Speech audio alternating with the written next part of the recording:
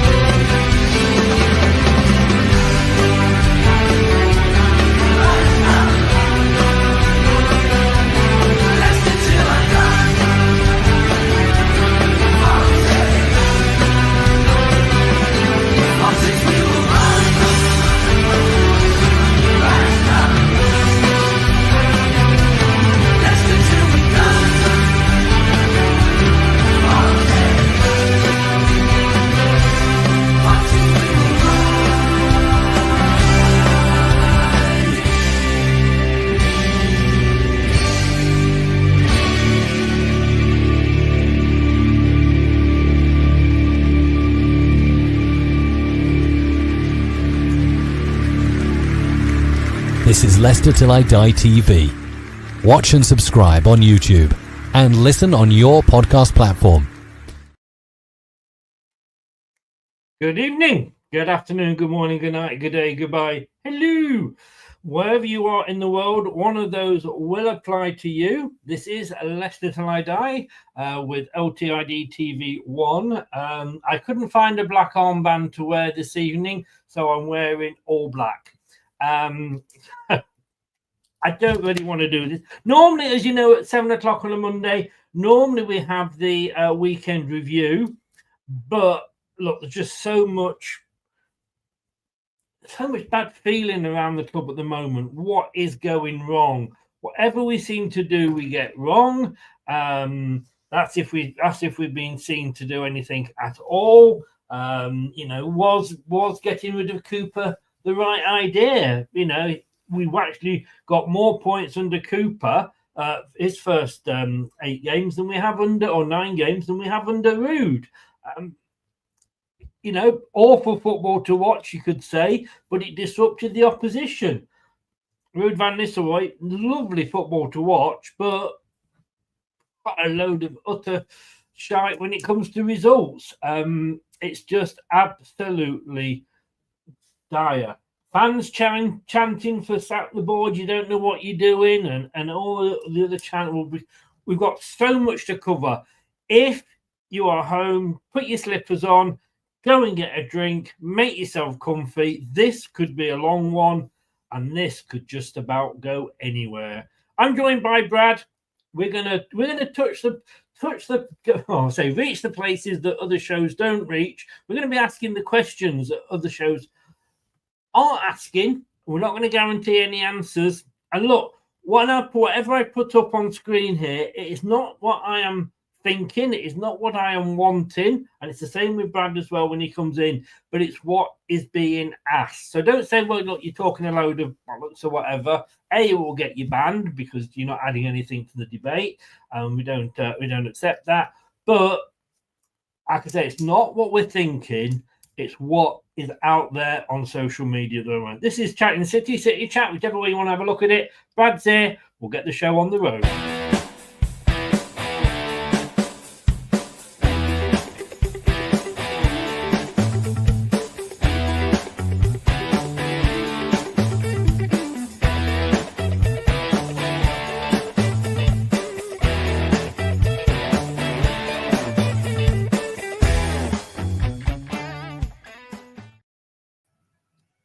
Brad, good evening, sir. How the devil are you? A lot better than I was on Saturday afternoon, Saturday evening, if you will. But yeah, I'm good, Chris, mate. How are you? Well, I'll have to say that there's a certain member of my family has been diagnosed with a big C, which kind of puts everything into perspective. And maybe I'm that little bit older. I mean, we're going to get relegated. Will I still wake up the morning after that happens? Yes, of course I will. So we will see. We will see. So, but look, it's football. It is football. And I have to say, if this show is not enough for you, check out the iPlayer tomorrow, the football news show. I'm on it. And guess what we're going to be talking about? Barnsley. Exactly. How did you know? Just a sixth sense, Chris. A Leicester channel, all about Leicester football. It had to be that you're talking about Barnsley FC. Indeed, and why they are better than us. But no, I will be there. Well, it's 11:15 when I'm going on. Now, whether it's live or not, I don't know, but it's on iPlayer, so you can always catch up.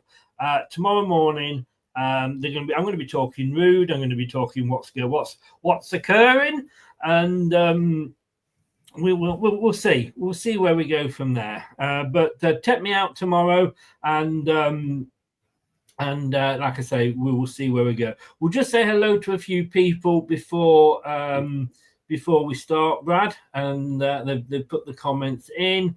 Fastland, hello, always one of the first ones in. Has anyone recovered from last week's roller coaster? I don't think you see with the roller coaster, Prashant, it goes up. And I don't think we actually ever went up, did we? Yeah. Well, we were kind of just steeping, weren't we? We were staring in the abyss. Then we played West Ham, and then we had that comeback against Brighton. And ever since then, the roller coaster, well, you say roller coaster ride, I say more like Final Destination 3. Someone chucked a camera on there, and now we've derailed, and all sorts of chaos is going on. That's true. That is true. I love those films, by the way. Ronald, good morning or good evening, everyone. Today's show is going to be interesting just a little bit. Wayne, evening all, could get bare knuckled. Thing is, I think me and Brad are in agreement with most of these things. John Thornton, good evening all. Good evening, John. How are you? Wayne, you being early for your rant next time, Chris, through me. I have to say, the reason I'm late tonight is, everything's been going off with my family, but I was having a delivery just before, and the man came from Amazon. He's had all day to come, and he comes between 6:15 and 8:15. And he came, and then I was waiting at the back door, and he came up the front door, which is probably better than having a strange man coming in my back door. But there we go. Let's move on quickly from that. The noise is deafening, coming from the owner and the board. Never really been that talkative, have they?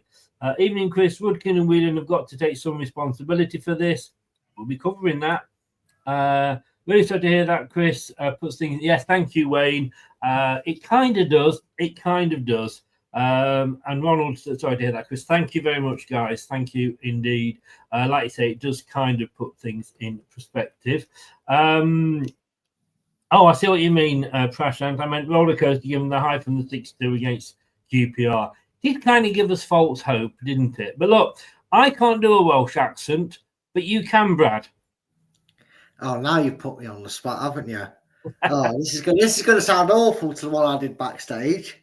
You want to know what's occurring there from Barry Island? You do. That is excellent. That is excellent. Do you know what? You've even got a bit of a look of Nesta as well. Oh well, thanks. Yeah, cheers for that. Oh, if I didn't laugh, I'd cry. I mean, that kind of sums it up there, like blood dripping. I think heads are rolling. I don't know if they're not rolling. They should be, shouldn't they? You know, it has been a roller coaster ride, as Prashant said, following Leicester for the last forever, to be honest with you. And we've got to say, whatever we're going to talk about tonight, if we do end up being relegated, and we'll talk about that later with what might, happen from the EFL, look at Bury. They haven't got a club. Well, they have got the club at all now, but they're down in the sort of the 9th tier. We've got we had a club like Coventry just up the road from us that didn't have a stadium. There's worse things that have happened to clubs than what's happening at the moment, isn't there? Yeah, no doubt. There is clubs that are in worse situations, have been in situations worse than that.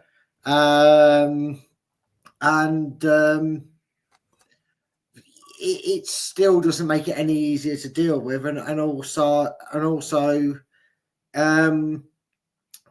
unlike probably other clubs, some of their situations were out of their hand. no support for the lower league clubs means that financial difficulties are a regular occurrence, sadly, in the conference, even in Leagues 1 and 2. It's a struggle for most clubs. So, you know, the likes of Bury and that and have gone through it. You know, Coventry, that was a whole hellhole for them. What with the stadium and sharing it with the rugby team at one point or several points throughout their time there. But a bit like when we had an original crisis where we went into administration, along with good times, Chris, the bad times come to an end at some point. Whether that's you have to rise, you know, from the ashes like a phoenix, like Bury are doing, or maybe as Leicester have done, crash down to League One and come back up strong and fighting. Do you remember them days, Chris? Yeah. When we actually, that was the only way we was ever going to get rid of the Deadwood. In fact, I don't think, I have said this many times and I stand by it, I don't think we would have won the Premier League had we not got relegated to League One. Exactly. All things in football happen for a reason. We all remember how painful the playoff loss to Watford was, and the stupid French twat that chipped it against Cardiff as well, you know, when we were surging up from League One. But if them things don't happen, Chris, we don't, like you said, we don't win the Premier League and we don't win the FA Cup. We maybe don't sign players at a point because, you know, we probably have this sort of season way earlier in our transitional period. I mean, if we look at Bournemouth, for example. Now, as you know, I live just outside Bournemouth on the south coast. Very nice, very beautiful part of the country, by the way. Just don't move down here, anybody, because they now have to leave. If we look at Bournemouth, I moved down here 20 years ago, I think it was, or just before 20 years. And Bournemouth players were stood outside the Pavilion Theatre with buckets collecting money to keep the club going. They were on minus 17 points, the bottom of the fourth tier. They sacked the manager. In came a certain Eddie Howe, you may have heard of him. And look at them now. You know, they are enjoying where they are now because of where they had been. When they got relegated, you know, and last time back to the Championship, they came straight back up. They knew they'd been in worse positions than that. You know, so once you get outside the top, you know, the so-called big six, look at Newcastle. They've been up and down up until recently. Look at Nottingham Forest. They were down in the third tier and they had won the European Cup 2 years running. Before Abramovich came in, Chelsea were in the second tier. Villa have been down as well. Brighton didn't have a ground, did they? They were playing at, you know, a sports ground. Brentford, you know, all these clubs, Wolves as well. You know, they've all been down there. Southampton. You know, we've got to accept. Unfortunately, as rich as our owner is, he doesn't own a country. He doesn't, you know, run billions and billion pounds of oil through pipelines. You've got to have the bad time. Even Liverpool, before Shankly came in, were in the second tier. It's football. It's a sport, isn't it? Yeah, it is, and that is essentially what it is. I know the financial strains of the game have taken over the gargoyles of the footballing industry, but when you take it down to brass taxes, football is still just a game. You know, and without fans, without players, without, you know, all the rest of it, it's absolutely nothing. So we have to remember that. Let me ask you a question, Brad. If I was to say to you, if I said to you, right, where you are now, you can take that with your last 10 years, or I'll give you 12th, 13th, 14th, year after year after year, but you're not going to win the Premier League. You're not going to get to the quarterfinals of the Champions League. You're not going to win an FA Cup. What would you take? See, it's a difficult one because... Is it? Well, yeah, because if you say you take all that away, Chris, that's a Champions League quarter final. It wasn't just a Champions League quarter final, was it, Chris? We were the first English side to beat Seville in a European competition. Suck it, West Ham. You weren't the first one. We were, believe it or not, although some of them think they were, right? And we did it on a better European stage. We were the disgrace of Europe. We were going to be the laughing stock of the competition, went the furthest of all English teams. We defied odds of 5,000 to 1, and most teams don't get one opportunity to win an FA Cup. We blew 4 opportunities to win it before. 5th time was a charm in whatever country that's lucky number 5. And we had a Villa fan hand us the trophy. It doesn't get much sweeter than that unless he supports Coventry or Forest. Yeah. You take that away for consistent years in the Premiership. If you thought you'd never see them days in your life and are amazed that you've seen them now, you may never see them if you take them away. And for me, I just can't fathom a world where I never get to experience the rush of them moments. What I'm saying is you have experienced that, but you've also also suffered a relegation, and it looks like back-to-back. Well, not back-to-back, but another relegation this season as well. Would you give that up if it meant mid-term mediocrity? No. Would you sooner be Palace now and what they've achieved in the last 10, 11 years, or would you sooner be Leicester City? Leicester. Because I guarantee you, if you ask a simple, an honest Palace fan, not a simple clown that I believe by his initials is a Palace fan in the chat, an actual honest brain cell fan that hasn't won anything in 10 years, they would take what we've won in a heartbeat if it meant they suffered a few relegations. Because I think most Leicester fans that support, and I know no disrespect to those that have come on board since we won the Premier League, because that doesn't bother me. I don't care when you started supporting Leicester. If you support Leicester, good on you. Do you know what I mean? But for those of us that are a slightly older age, and I'm sorry, give me those last 10 years and you could relegate me to League One again. You know what I'm saying? But that's all hypothetical. Let's have a look at what, as you said, what's occurring, and a hell of a lot better accent than I did. As I put there, look, if you spell toxicity and put it into 2 words, you've got toxic city. No, yeah. I mean, you don't slack on your days off, do you, mate? I don't know. People think I waste my days. No. Can you hear me, by the way? Okay, so I moved my mic. What? Oh, fuck off. But it has got toxic. So let's go through. Now, we have got, like you say, that Palace fan in the chat, and he's welcome. I just ignore him. One day, maybe your team will be good enough to win something. Didn't Palace get through to an FA Cup final and lose to? No, that was West Ham. This was from an. No. I think you're right. Didn't talking about disasters? Wasn't who does this remind you of? Palace fans doing a premature celebration against Manchester United. It wasn't Peter Crouch. I'll give you a clue. His initials are AP.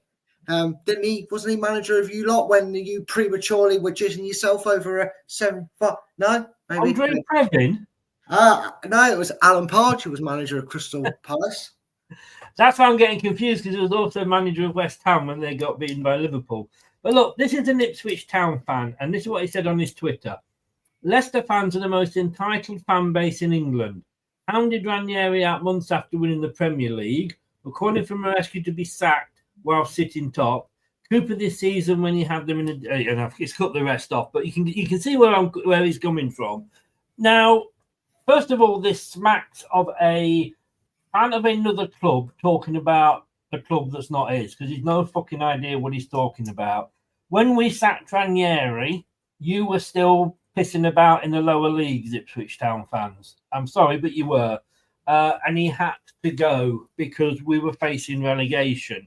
And if you have a look, I know it's going to be difficult for a lot of football fans, non-Leicester football fans to do, because it means you've got to have some sort of intelligence to read and check the history books. Ranieri doesn't ever do very well after the first 2 seasons.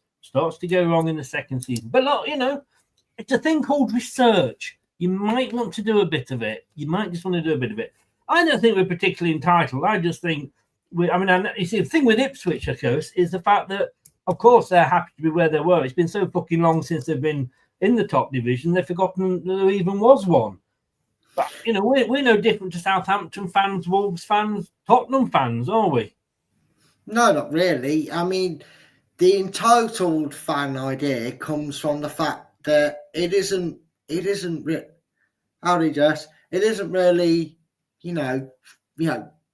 talk worthy if you have people on there going, nah, we're doing shit this season, but we it is what it is. No, what they want to highlight and throw down your throat and make it sound like every single fan of that club speaking about is the ones that are going, we were top 6 years ago, we deserve to be there all the time. Like things don't change in the world, let alone with your football club, and relegation isn't a possibility thing. No, Leicester should have it's actually a disgrace, Chris. I think he's right. I'm going to change my mind. I'm going to be one of these Delulu fans that he actually is aiming this at, because once you win the league, you should never not win it again. No. And his logic, that's what some deluded, that's what we're suggesting as fans, that once we won the league in that miracle season, we should never have ever dropped below first, and we should have sacked every manager and player the second we lost a game. I'm gonna be controversial here, and that's not like me at all. No, yeah. But I'm going to say this now. We would not be in the financial position we are in now, or in the dire position we are in now, if we hadn't won the Premier League. Now, bear with me on this one. Like you say, when we're winning the Premier League, fans, we want to buy this player, we want to buy that player. Who did not get excited when we bought Slimani? One of the top goal scorers in Europe. You could argue it was only the Portuguese league, but you could say that Jamie Vardy was only in the conference before we bought him. So we've got that, thing of we've got to bend, we've got to go out and buy. Quality of the players is a different position. But, we try to keep up with the big six is why, in a way, we are where we are now. Yeah, I think we're going to talk about it all later, so I'm not going to go too much into it. I think the naivety that we believed our own hype after at a point, that instead of kind of going, no, let's look, great, won the league, great, Champions League. We're not ready, though, to keep that going. We struck gold with 5-6 signings. Vardy, Mahrez, Kante, you name it. You know the 4, 5, or 6 signings I'm on about, really. Let's face it, we know who I'm on about there. We don't need to really make a big scene about it, because it ain't like we're hiding it. We struck gold.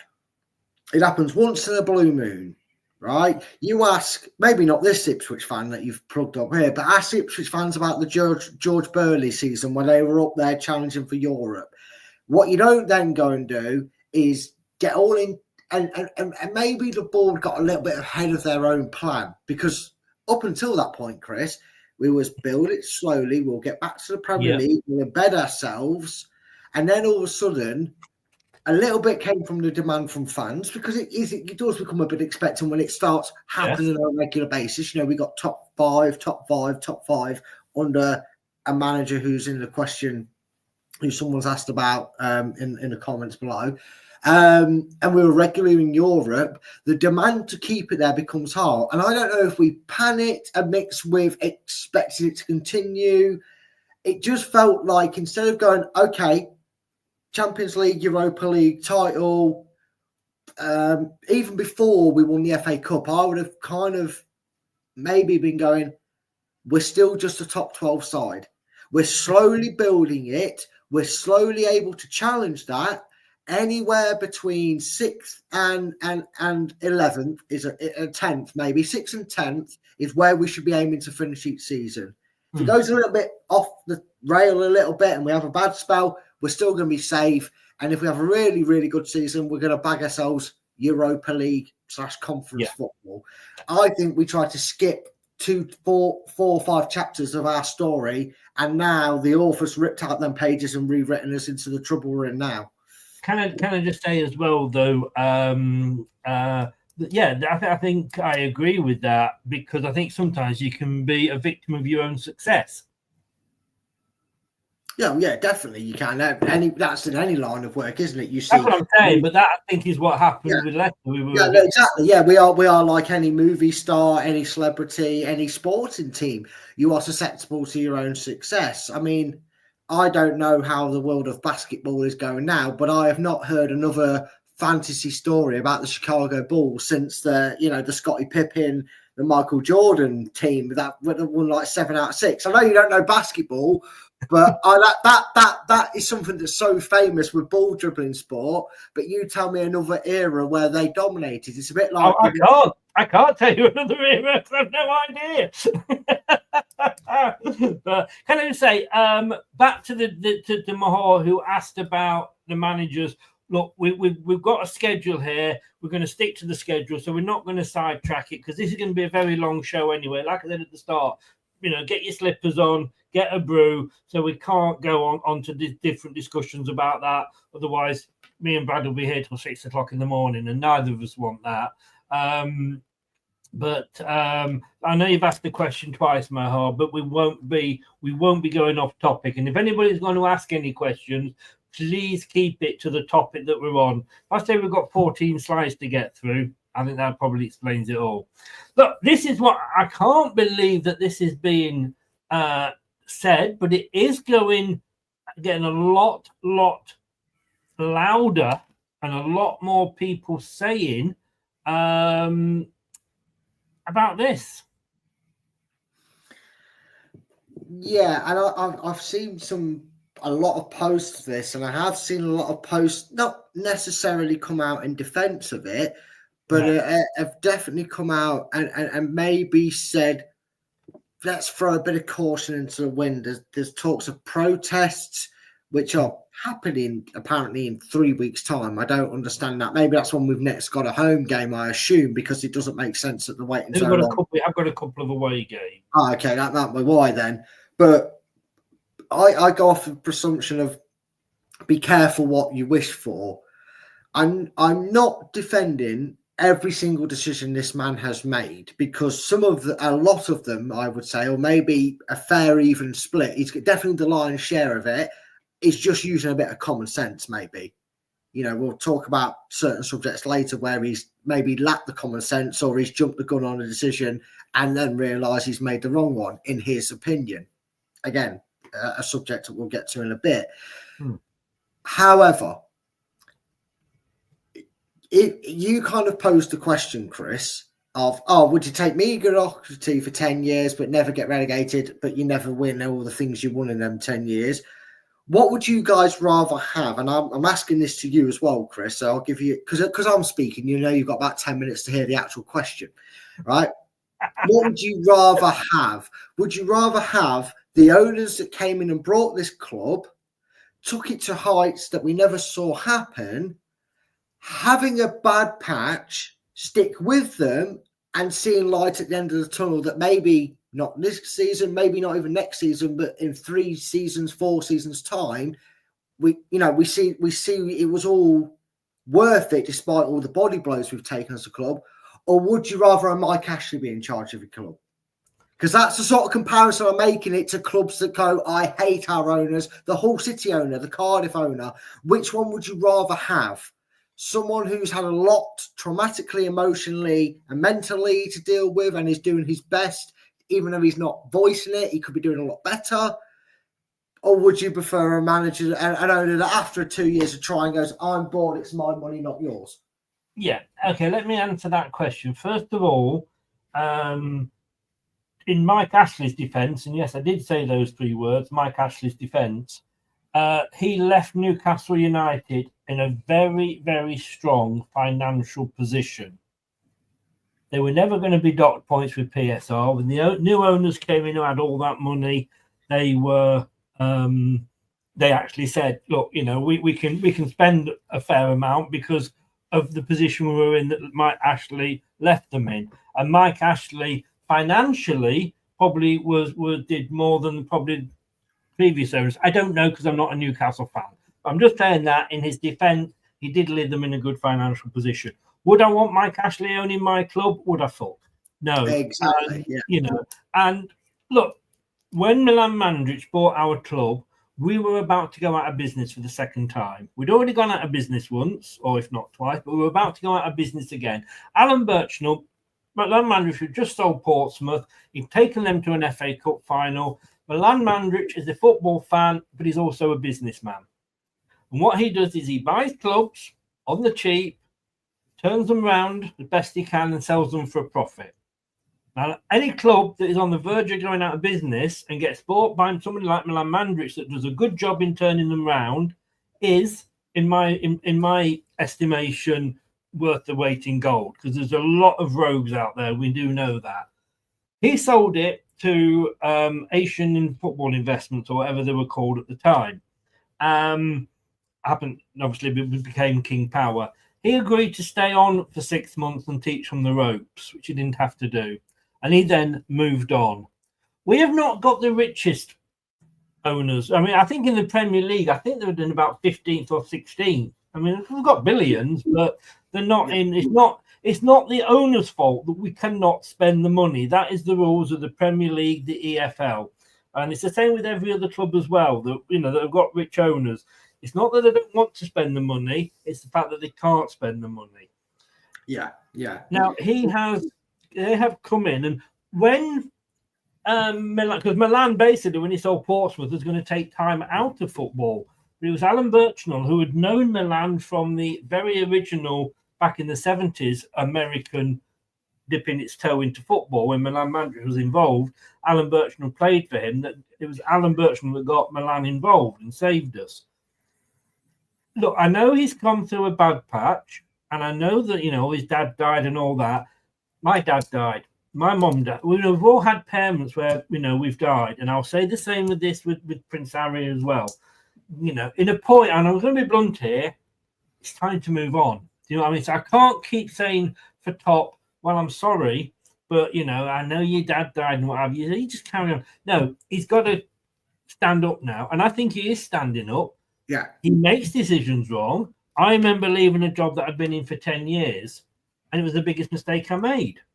And we all make mistakes like that, and you rectify them, and you build. Would I sooner have somebody else in there now? No, I don't think I would. Does he need people below him who can do better jobs and make better decisions? That's another argument that obviously we'll come on to later in the show, because I think the answer to that is almost a resounding yes. But is it time for Top to sell? No. And be careful, everybody that wants that, as you said, what you wish for. Because when Mandrić sold Portsmouth, he sold it to a guy called Gaidmark. I think he was Russian or something. And he ended up ruining Portsmouth Football Club, taking money out of the club, and Portsmouth ended up in the 4th tier. Yeah. So do be careful what you wish for. And also, Chris, a story that kind of goes under the radar, has a sort of link to Leicester in a player and a manager, I believe, that went there, or temporarily went there, should I say. I'm not saying Leicester would fall for this, the way that this club was scammed, but Notts County, remember that? Yeah. The fake takeover? Everything. Ben went and everything, yeah. Small Campbell and all sorts, and then what happened there. But again, we're probably being a bit drastic, but if it happens once, lightning isn't afraid to strike twice. I'm just. There's a lot of clubs where they've got owners that have ruined them. Bolton was one. Man U. Well, yeah, exactly. Would you want the Glazers to run Leicester City? No, thank you. It's not. As owners go, we've had. Thank you to the Shearer and Dapper Napper family, and I can't pronounce that. I know I can't pronounce that. And to King Power for everything they've done. Do I want them to sell? No. 100%. I don't think it's time for him to sell. I think it is time for him to get in different staff, and we'll come on to that next. But no, I think for me, no. I think while he wants to run the club, I am happy for him to run the club. Would you agree? Yeah. And I think if he wasn't ready to learn on the job, which of course that's the part you can say that was thrown upon him. I know he's got his family there. Yeah. Maybe there needs to be a bit more organisation of who's actually doing what role and who actually has what power in there. Because I know it's his mother and I think his brother are also on board. Brother is vice chairman, yeah. Yeah, well, I don't know. I don't know, Chris. You may be able to find out more, or know, or even indeed know more about it. But what was the situation when his dad was in charge? Did he have priority and say? Was it kind of like father-son more than it was father-son? If you take the sacking Pearson the first time, you know, when there was like when he was sacked, then he wasn't sacked. Yeah. Well, that apparently, as far as I understand it, was Kuhn Vichai saying, "I want him sacked," and Top saying, "No, stick with him." You know, it seems like it was a dynamic duo, if you will. And let's be honest. You ever watch that video where they played the video before the Burnley game at the King Power? You know, thank you, Mr. Chairman. You know, and all that. Top was there. And we seem to forget that his brother also suffered. It wasn't just Top. His brother also lost his dad. His brother was stood next to him, and nobody could give two shits about him, which I thought was really, really bad. But he was suffering just as much. As was his mother. You know, lost the husband. I think sometimes in the moment we don't intentionally forget these people. It's just the name on the door, if you will. You know, Top and Vishai and Top were the names on the door. They went to games all the time. I know the mother and the other, his brother would have probably been there as well. But they were the names, the voices of reason. They were the ones that were the great chairmen. They were the ones that, that guided Leicester to the Premier League. They guided Leicester to the FA Cup. They guided us to this. They guided us to a European semi-final, which kind of going to give that Ipswich fan a little bit of a boner here. That's when we got a bit entitled because, people forget that was a great achievement, and all we did was slag Brendan Rodgers off after that because apparently we should have beaten Jose Mourinho's Roma. Hey ho! But sometimes it's like watching the movie credits, isn't it? After you get the actors, you don't care about the extras' names, but they were just as important. As silly as it sounds, you don't think about it. But if they're not in the background, if they're not having a little casual talk, it doesn't feel as real. You don't get invested in the movie, so. Sometimes we do forget the names that are in the background. Does anybody want to Stan Kroenke in charge? Yes, he's pumped millions into Arsenal. Yes, he's built them a brand new stadium. What have they won? We've won more since Stan Kroenke's been in charge than Arsenal have. So maybe Arsenal need to drop down to the second tier and win a championship, and then they'll have a new trophy. Just saying. And in Ipswich, did you win the trophy last year? No, you didn't, did you? Oh, when did Palace last win the trophy? Yeah, and before they got on board, when did Tottenham last win one? That was season one. I mean, Ange might be on the way out if he loses to us. No, Chris. I mean, you've just made a point. Maybe that's a good idea. Maybe Tottenham's way to end their wait for a trophy, get relegated, win the championship, and then they can say they've got a first division trophy. No, would that not suffice the league, do you think? I don't know. Apparently it was 2012-13 when they were promoted to the First League. That was when they last won a trophy. And I think there was the playoff, wasn't it? Probably. Yeah, probably. I don't think they won the title that year. But there we go. So Palace, suck it up. So I think we are agreed on that one, aren't we? Yes. Now, as I said, and we'll come on to John Woodkin in a minute, but we've said, does he need to get different staff underneath him? And I have to say that Ben's made a very good point here. I think Top should stay and he should sack Woodkin and fine. We'll come on to Woodkin in a second. Anne Whelan, I'm 50-50. I know she's for sales and I don't have a clue about it. Now, okay, look. Susan Whelan is the biggest part of Leicester in hierarchy that's here permanently, because Top, and his family are not here. Susan Whelan is good at running a business, and football these days is business, isn't it, Brad? They are businesses. Yeah. So I don't particularly think that, does she take any of the blame? Maybe not. I don't know. But director of football, I want to talk about that position because somebody said this the other day, and I thought, actually, not a bad shout. I mean, he definitely wants the best for the club, and we know he's a rough and tumble negotiator, isn't he? I mean, if he can't get a player in and he sees him on the pitch, he's going to he's going to grab him by the throat, isn't he? Exactly. Or tell them to F off. That.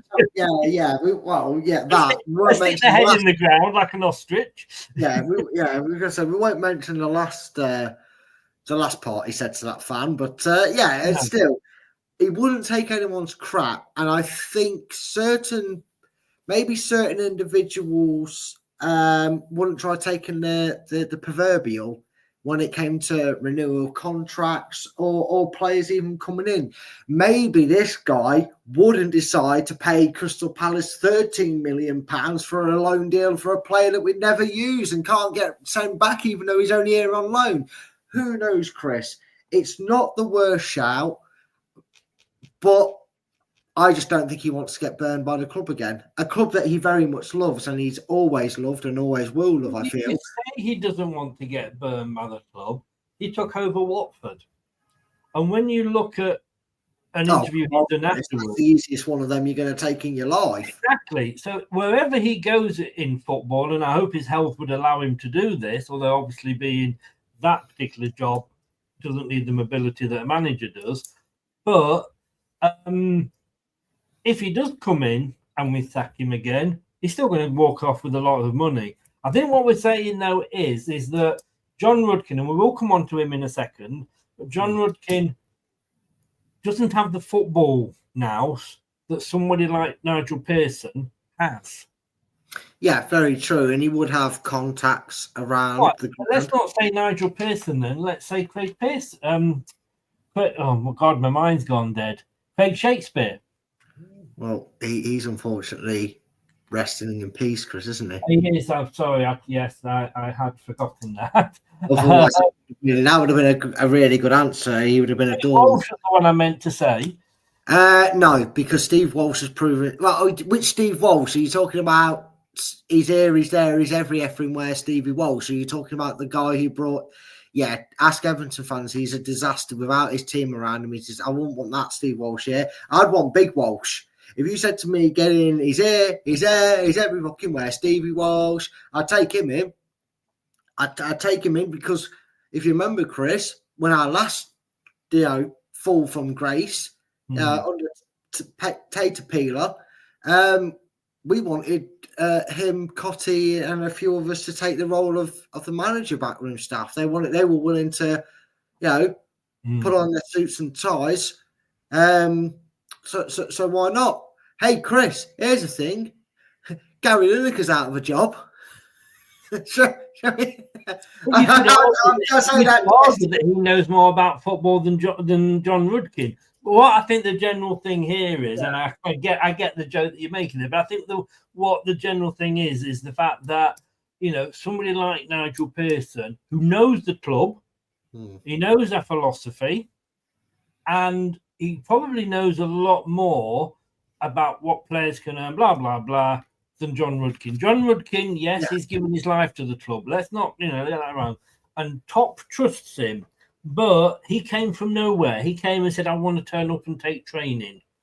And he's, worked his way up to, he was under 21 coach or something. And then it was a big jump from that to director of football. Now, look, we've defended him a lot. And we will come on to him separately in a second. But I honestly think that somebody like Pearson would be perfect for that job. I do, but now you've just raised an interesting point. I have a genuine contender here for someone to take over. You said Rudkin. and you're quite right, Chris, he did at some point run our under-21s department. We have somebody within the club who has not only managed the club at a certain level, he also managed the women's team. Well, he was a part of the women's ambassador for the women's team for the club. He played for the club. He loves this club. And I'm not going to say his name, but the last I knew, a cousin of his worked for the club as a steward. I think he's still there. Emil Heskey. You want promotion from in the club? Why not go for a man who not only played football, knows football, but has never managed? Doesn't matter if he's not managed. Rudkin managed under 21s. I mean, no, what I'm saying. Yeah, but what I'm saying is we're replacing somebody who hasn't managed a senior team in Rudkin and replacing him with somebody who hasn't managed a senior team or any team, really. He's managed the lower levels for Leicester's youth, and he's not for long. He didn't. But is that his job though? Is the directors of football? Is he picking the team? I know people think he does, but the director of football is not to manage teams. To manage that, he needs to take all the information he gets from the scouts and the manager and say, "I'll get you this guy and I'll do that." Can Heskey? Somebody like Nigel Pearson, when he's given that list, go look at somebody and go, well, he will not fit into that because of his football knowledge. That's what I'm saying. I personally, I would welcome him back in a heartbeat. Again, I am with you. I agree with the choice, but I'm just throwing out there somebody who's already initiated and who's currently working under the ethos of style of football, the mentality of the club, what it is we're trying to build and what we want to bring forward with the players and going forward with the club. Heskey would be my dark horse. You're 25-1 to be next manager sort of odds. That's where I'd put him. But we will agree to disagree on that particular point. I think we both think we need somebody possibly else, but and again, have that Leicester link would be an absolute bonus. Yeah. Right, I'm going to jump and I'm going to come back to the managers in a minute because I want to jump onto this. And if you wonder who those two people are there, you may recognise them. Have a guess. It's Krusty and Ronald. John Rudkin on the left and Edward on the right. Yeah. Now, I messaged Rob Tanner, a good friend of the channel, as you know. And I tell you what, it gives me honest answers. It gives me, tells me, without giving anything away, because I would never ask him to tell me something that would, justify or jeopardize his position with the club. They trust him to a point. So I said to him, "Hi, Rob, why can't we just send Eduardo back to Crystal Palace? Seems we have to wait for them to sell him. Sheffield United sent back Thomas to us last season. So why can't we do the same with Edward?" Now, interestingly, this is what John Rudkin said. Terms of loan. If they want to recall, no problem. However, LCFC will have to pay an early termination fee on the deal as paying a big part, if not all, of his 80,000 a week wages. Palace don't want to have to pay that again this season. So that guy there, and we've said this is the guy that negotiates the contract, has said to Crystal Palace, "Give us your shitty striker, and we'll tell you what we'll do. We'll keep him for the whole season for you, and we'll pay a big part of his wages. And then when it doesn't work out, we want to send him back." Oh, what do you mean you don't want? Well, did we agree to that? This is why I am now saying Rudkin out. Yeah, I think, there has been more than enough terrible contract negotiations, or in this case, a loan negotiation. He's gone so far. You can make a bad deal, like paying someone 80 grand when you feel they only deserve 50 grand.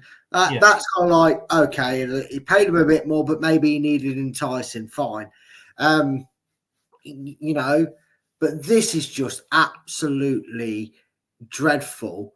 Crystal Palace had us over a barrel, cheek spread, not like looking with the ownership, cheek spread, cactus ready, dried arse, no lube, straight up there, and went, thank you very much, Leicester City.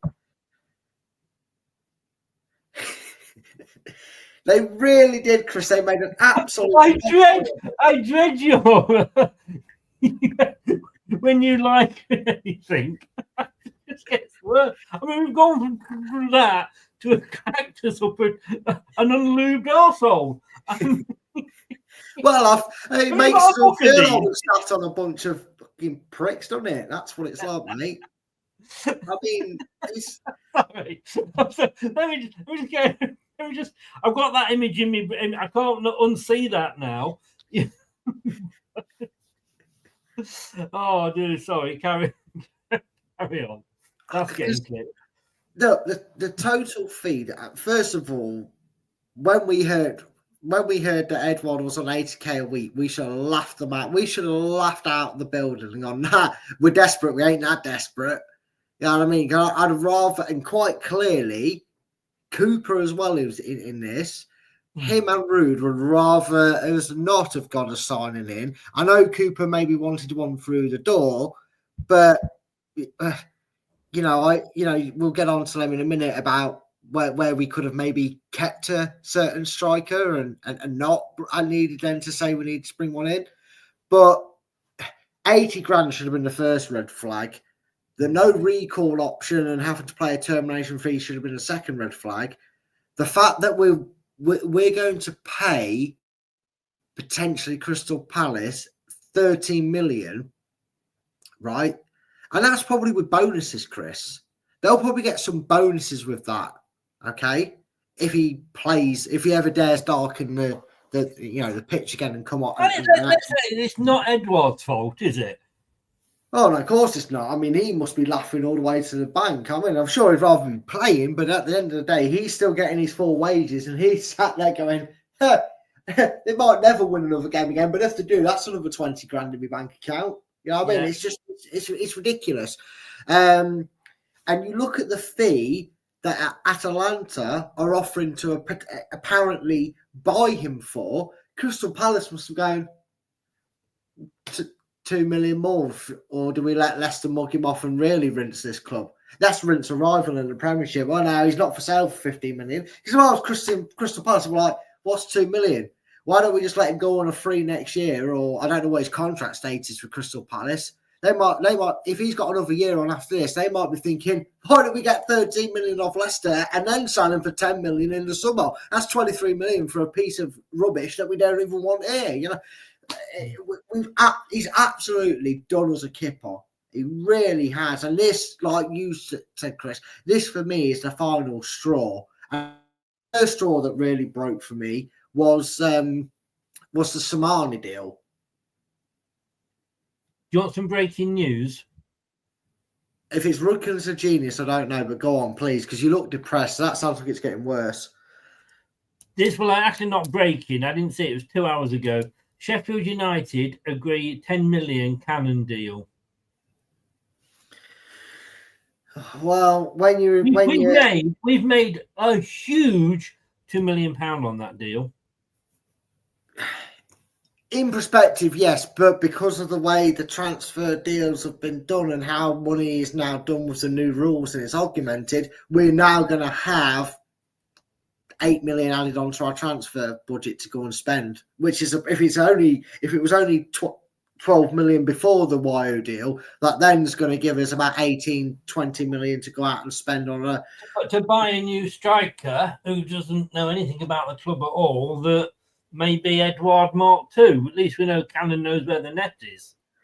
That is true. And look, I want to give Cannon that chance. I don't want to see another Kramaric happen here, because that's what's happening, realistically, let's face it. One season, never really favoured, out he went, and off he went sort of thing. And then look what he did for Hoffenheim for a few years. He'll probably do that, Cannon, when he goes Sheffield United. He'll probably score them, on average, 15 goals a season, whether that's Championship or maybe Premier League he'll come up and show us what we're missing. Times must, though. Situation is what it is with the club. We know we can't, we have to sell a player. We have to make a pound to be able to spend 1p of it. You know what I mean? That's the sort of financial restraint we're under, Chris. But it saddens me that it's going to go. But also, I actually don't think we need another striker. We've got 3. Yes, one's past his sell-by date. We'll talk about him. One can't hit a poncho without banjo, but we don't need another striker. We've got 3 that we should be that are apparently good enough to keep us in this division. Maybe with some confidence, one can be good. Another one, I call him Ron Seal. And maybe if we kind of put the other one in the old folks' home and chuck him on every 20 minutes per game, we get the better out of him. Might not actually look so shite up front. I don't know, Chris. It seems like there's a very simple fix to these problems. A bit like another position, which I won't spoil, while we've made an abundance of signings and have way too many cooks spoiling the broth, as it is. I think we could reset. My way of thinking, and again, we're going to disagree on this, I don't think we've got a decent striker at the club anymore. Well, I mean, yeah, but I mean, who's going to want to be a decent striker that comes to the 19th place? Anybody that is in the Championship that thinks I might have a chance at the, give a go in Premier League. You never know. Leicester, as Wayne said, Daka is a 3-year flop. I just want to check something here. Just bear with me, Brad.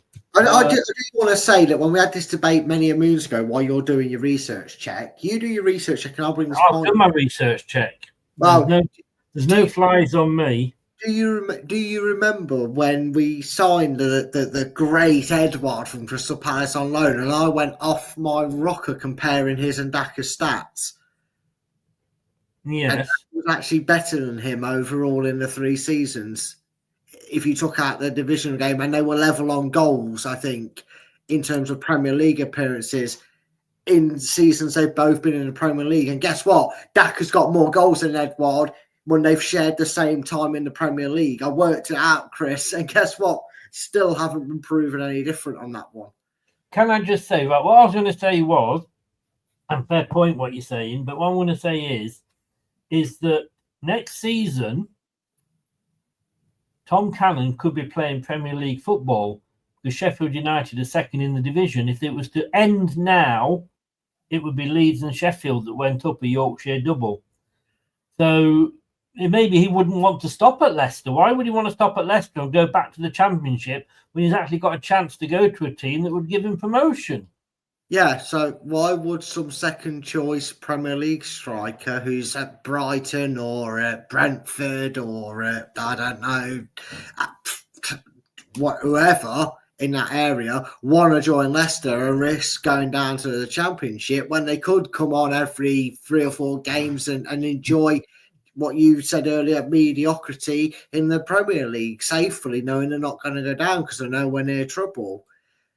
The problem is, Chris, we're kind of backed into a corner and it's not round 1, it's round 8 and we've had the living pulp knocked out of us. Well, I'll tell you what here, Ronald says Everton have a 25% sell-on clause, apparently. If that's the case, we're actually making a loss on him without even taking into the wages that we've paid him when we haven't been playing him, because we bought him for 8 million. What's 25% of 8?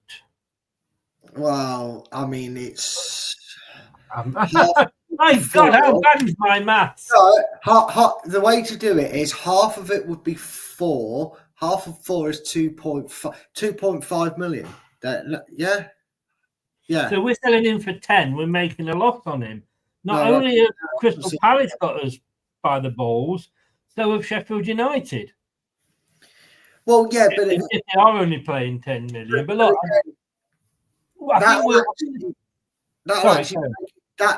the way PSR's got its nose involved with rules, yes, the club will, you look at it and go, yeah, well, we paid that for him and we're actually only going to get that because we'll get that. The way PSR works, Chris, That will then go and put Leicester in the black. They'll go, well, we've just made 10 million or 8 million or whatever it is, or 8.25 million or whatever it will be. It is actually 10 million would be the right price. Yeah, well, there you go. So 10 paid wages for 2 years. Yeah, so it'll balance out, but they will have something to put Leicester in the black for the next set of season bracket thing, whatever it is, however it's done. Because we'll be down in the EFL and we'll be done by them anyway. But look, let's leave Tom Cannon alone. Good luck to Tom Cannon. But I think we're both agreed here that for me, Rudkin has to go. Oh yeah, 100%. He has to go. He has to be the one that gets. And that, by the way, fired out of Cannon. Sorry, I said ironically, John Rudkin deserves to be fired out of a cannon. That is true. And look at the circus there, because we've got the clown and the ringmaster. Hey. Now, see, how do you think I don't waste my afternoons? I said that earlier. You think I just throw this together? Right, here we go. Cooper versus Ruud van Nistelrooy. Are we actually any better now? And do we need Superman Sean Dyche? Would he save us? I was on another channel, or I was on I can't remember. I've been on that many channels, and somebody said, "Back Ruud, get Sean Dyche into the end of the season. At least he'd keep us up." Now, normally I would have laughed at that, but I actually sat there and went, "Oh, that's not a bad idea." But first of all, before we get on to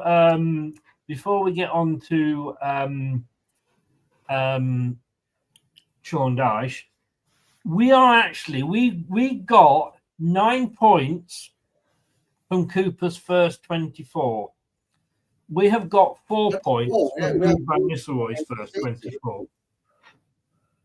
You just said you got 9 from 24. We haven't played 24 games this season. No, 9 from 24 points. I was going to say that makes more sense. And Ruud has got 4 from 24 points. We've lost 7 in a row.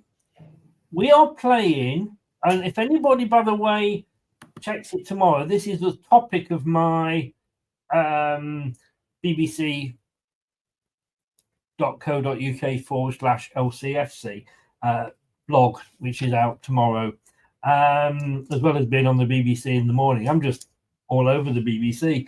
The fact that Ruud, we are playing some nice football under Ruud. We play some nice little, triangles of football against Man City, because that was one of our best ever games. Yeah, we're playing nice football, but we're fucking losing every week.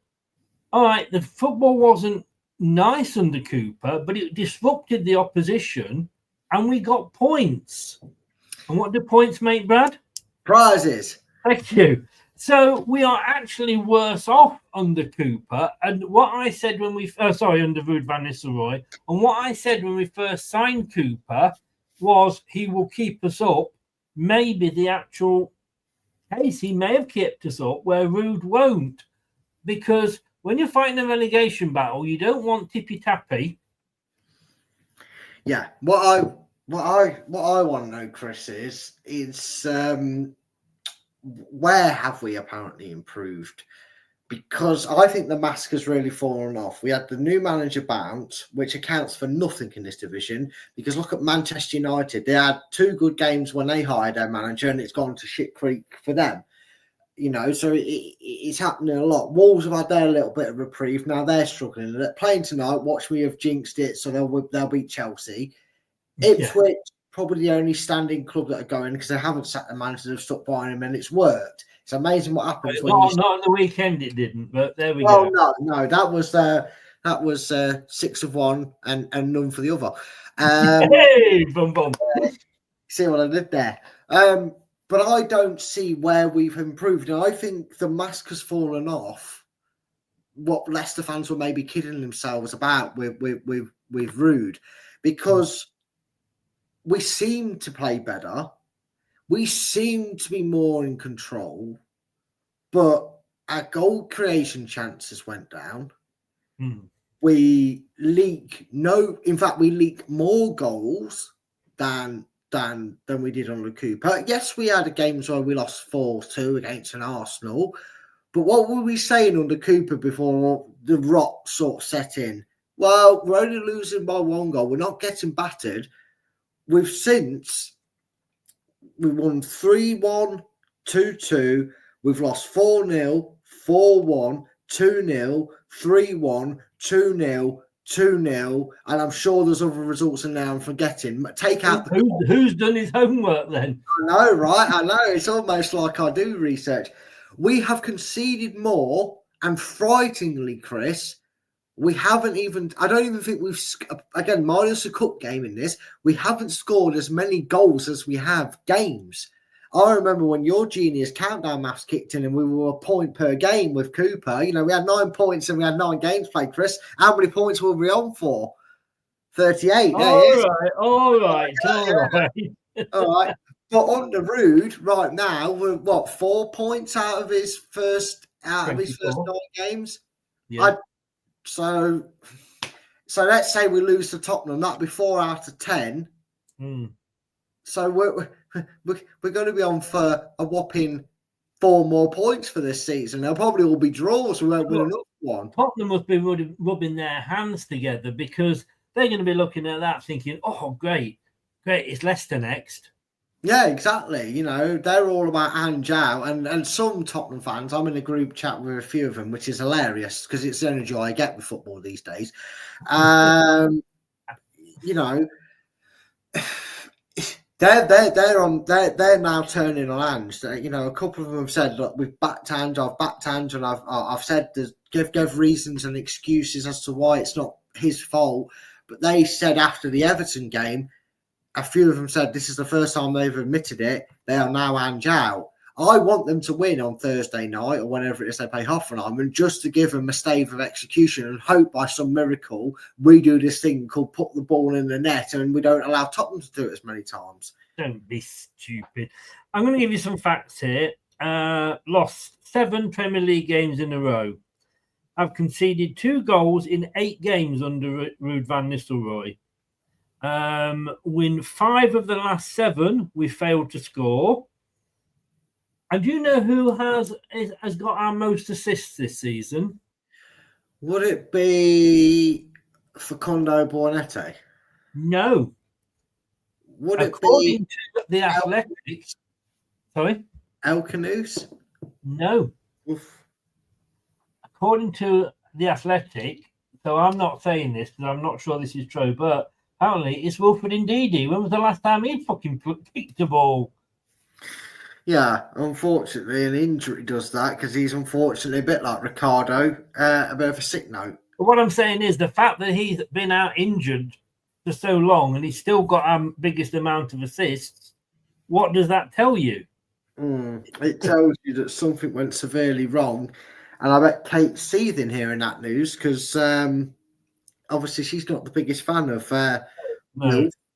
But, you know, I mean, that kind of sums up Leicester City, I'm afraid. Yes, it does. Ziv says, give Ruud time, guys, give him some tools this transfer period. The problem is, if we're giving him tools, we're giving him hammers without a head, blunt screwdrivers and blunt scissors. I mean, it's ridiculous. Yeah. And I think it is a bit ridiculous to say, let's change managers at this point. I think we would become we already are a laughing stock, aren't we? Well, we'd become the true Watford of the world, wouldn't they? I mean, it's, you know, sacking a second manager in this period. We would become the Watford, and would a Sean Dyche go, hold on a minute? Okay, you put your hands up with the Cooper scenario, but you've gave Ruud 10 games and you're chucking him out the door. I ain't taking my slippers off and me. Well, no, I think you would, because I think if you thought, like with Watford, if I'm not there long, I'll still get a payoff. Well, maybe, but I think any other manager Leicester might have that they think. I mean, Wayne makes a good point there. I don't think we can afford it, Chris. That's been the case for a few seasons now, hasn't it? The whole Rodgers debacle was they were almost trying to hope time ran. He could do enough to keep him there long enough so it wasn't going to be such a sting in the pocket. And when it came to the point of trying to save us from relegation, became the priority over saving their own back pockets. I mean, that's an interesting one. How much did the delay in the decision affect Leicester potentially avoiding PSR charges in the future? Was that a consideration that the owners maybe saw relegation and weighed up the outcome prior to their decision to delay his sacking? Yeah. Just there. Don't forget, we sucked before Rude came in. True. Not as much as we're sucking now. Like I say, 2 wins, 3 draws under Steve Cooper, 1 win, 1 draw under Ruud van Nistelrooy. And everybody that throws it at me, and it's a fair point that they're throwing at me. Well, look, Cooper had all of pre-season and Cooper had no injuries. Well, first of all, let's talk about the pre-season. We were shit in pre-season anyway. So that didn't really affect. I mean, pre-season's just a warm-up. I mean, you can't really read much into that. Injuries, well, let's be honest with you. He had a fit Ricardo and he never played him. He had a fit Fatawu. And how many games did he start? Not that many. So, the 2 players that we are missing also really he wasn't using. And he was still getting these points, disrupted. Yeah. So, are we any better? I think the answer is no, isn't it? No, and also, here's a point that's just kind of fathomed in the brain. Are Leicester owners with their managerial decisions the same equivalent as are we now like the FA appointing England managers? Are we hiring a yes man? And what I mean by that is not necessarily a manager that's going to do whatever they tell them or pick the team the way they ever tell them, like the FA, like we insinuate the FA do with their latest appointments. Tuchel may be the differ to that. Tuchel may just be the one that, goes against the grain and they've kind of released control. We won't find out until these next 18 months. But are they picking somebody who doesn't necessarily have the right experience, doesn't necessarily have that ability to command or change things drastically and bring out the best in Leicester? Are they somebody who is willing to take the knee to a player who is held in such a high regard and so untouchable that he's willing to base a tactic and style of play around him and not the other 20 players on that team? Because it felt like certain players were playing bad because they were catering to a certain 38-year-old's ability who doesn't have that ability to make runs and get onto balls that he could when he was 31, 32, 28, Are we hiring managers that go, will you cater to our star boy? No. Then next job interview. Because I feel like we haven't been picking first choices all of a sudden, Chris. And I just wonder if someone went, we need you to save us, but build a team around Vardy. And I'll say the name now because I know he's on subject choice. Maybe we hired Dan sort of yes man. Well, we'll come on to Vardy, as you say. But has Ruud maybe got picked because he went, I will build a team and I know how I can save it with Jamie Vardy in it? I would go back to a previous point that I made as well, is that if we had Nigel Pearson, would we have got a better manager having got somebody as the director of football that's been a manager? And let's be honest with you, look at Ruud. We were all cock-a-hoot when we got Ruud, weren't we? Yes. But I just think Ruud has come in. What do they say about insanity? It's trying to do the same thing over and again and expecting different results. And that's what he's doing with picking the team. And he's trying to polish a turd. And the problem is, all that's going to happen in January, we'll get a couple of cheap loanees in. So it's not suddenly going to change overnight, But anyway, let's move on. So we've discussed Mr. Rudkin. I want to talk recruitment with you. Fucking hell. Bloody hell. I don't know, Chris. I'm sorry I don't always agree with you. I know to invite Tyson Fury onto the show. This is my mate. He's my security. You must be paying him a lot. Where's my wages if you can afford Tyson Fury? Apparently that's a goalkeeper we're interested in. Because we need another, as you quite rightly said on my X post, just what we need, isn't it? Oh yeah. I mean, we're failing to create chances. We've got no creativity because we're too defensive minded in the midfield. You know, as much as I praise Samara, Winks, and Skip all predominantly play deep or as a CDM.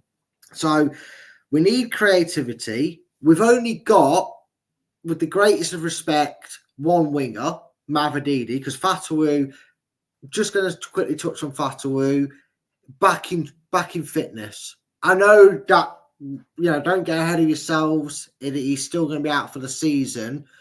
But it's good to see that his recovery is seemingly going well.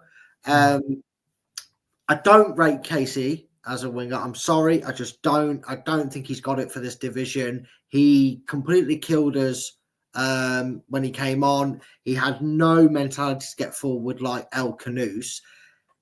And El Canoes is doing great in a position he's not supposed to be playing in, Chris. But also not his natural position. Same with Bornete when he comes on. We need a right winger.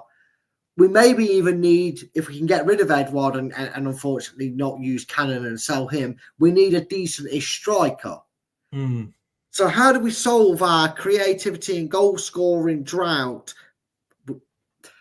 We haven't had a fifth-choice goalkeeper since that bloke we got from Hull. What was his name? Didn't play a game for us. Signed him from Hull.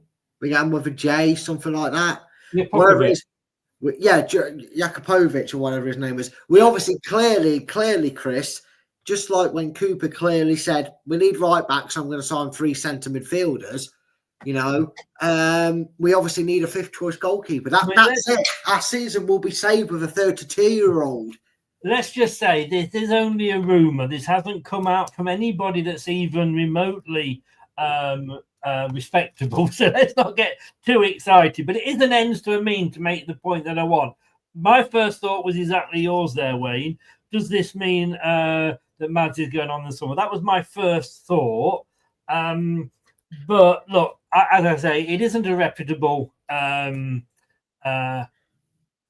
source, so don't think that we're going to necessarily get another goalkeeper. But what the point I was making is we need a shake-up in the recruitment. The recruitment is, and look, contracts, we know that shit. Recruitment's pretty shit as well, isn't it? Because let's be honest with you, our recruitment brought in Tom Cannon, who apparently no manager likes. Yeah, and apparently, according to the Mercury tonight, Rennes attacking midfielder Albert Gombeck, once a transfer target for Leicester City, looks set to move to Southampton. I'm not really frightened of anyone Southampton bringing. They're down anyway, so they're probably preparing for the championship.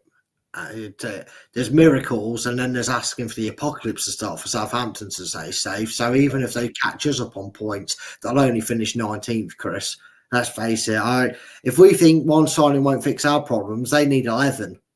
Because they're making us look like Liverpool in comparison, Chris, of how bad they've been this season. So I'm not really bothered about a one-time interest, because we both looked at it and went, no. But, I mean, prove me wrong. Watch Southampton go and win every game when he signs and stay up now. That'd be typical, wouldn't it? So, but, yeah, we'll see.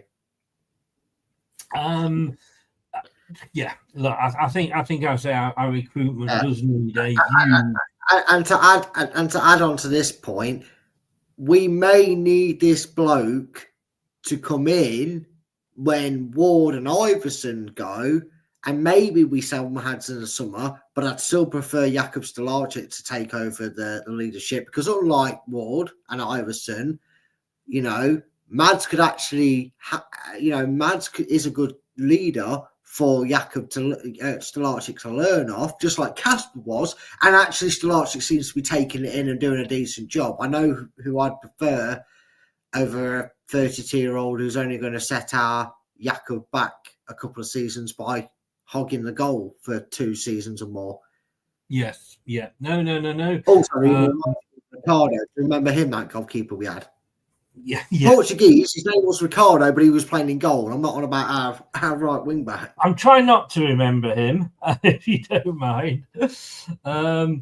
Tony says here, are we suffering PSR restrictions just to save teams like Exeter City or Barnet? Things have to change. If billionaires like Top want to spend their money, who are the Premier League to stop them? I guess we won't argue that point until a Premier League club goes out of business. Very true. And hey, who knows? That could be scarily closer than you think with certain teams and their finances. So probably a team that comes up and goes bust technically as a Premier League side, but now talking about Toxic City, I love that. I love how clever I was with that. These were 3 things. I didn't hear them all, but not only were they booing, but you're not fit to wear the shirt. Sack the board.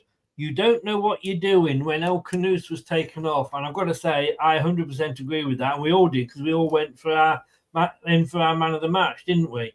We did. And let's just have a look what it says here. Somewhere I was reading that, it is a toxic situation at the King Power at the moment.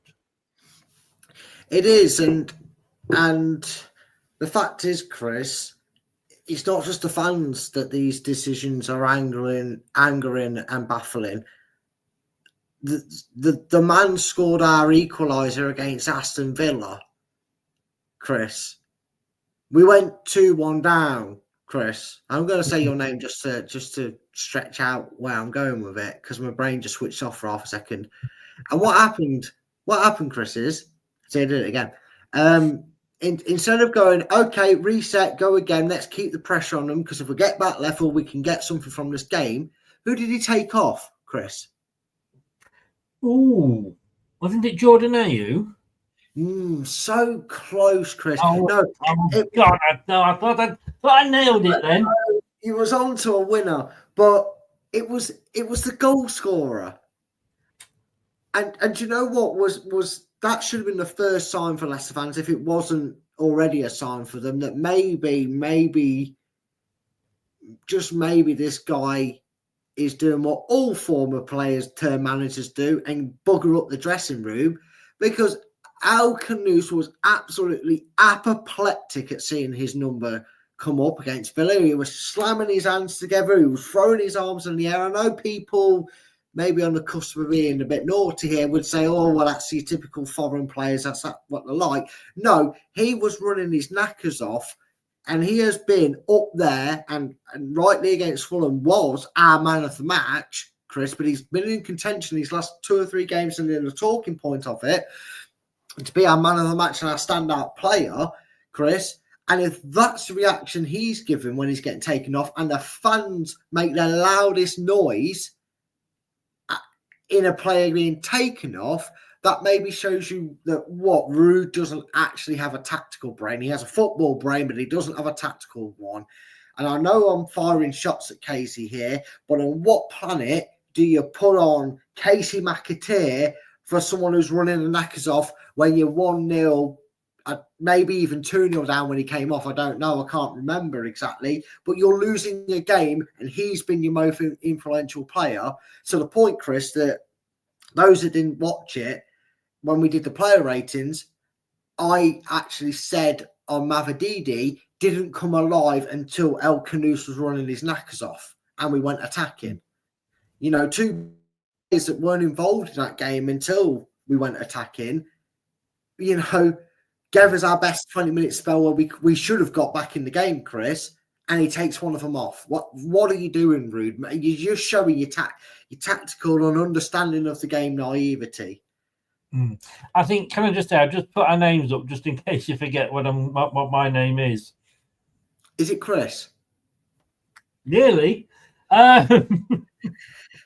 Chris it is, actually, to give it precise. No. Chris so far. Yeah. A bit like Ryan Next Bertrand. time you say Chris, you're going to get Bradley back. Look, I just think, to be honest with you, they have every right to show the frustrations, and they get the toxic. Look, 7 losses. I just think you and he accepts it. I think well, he says here, Ruud van Nistelrooy boos slammed as manager speaks out on Leicester City turning toxic. I just think he knows what it's like, doesn't he? And I think he does accept it. But I don't blame fans for doing that. Why shouldn't they? Because we've lost 7 in a row, for God's sake. But there we go. Anyway, I put this up a while ago, and maybe I chose the wrong wrong example, because I got absolutely busted in the Facebook group. Because I said, was Jamie Vardy past his sell-by date? Oh, you don't know what you're talking about. Oh, you're stupid. All right, so let me ask it another way. Is Jamie Vardy past his best before date? I would say yes. Maybe he needs to be stored in a cool, dry place. And maybe the best before there, the 18th of September 21, maybe that was the time when he hit the best before date.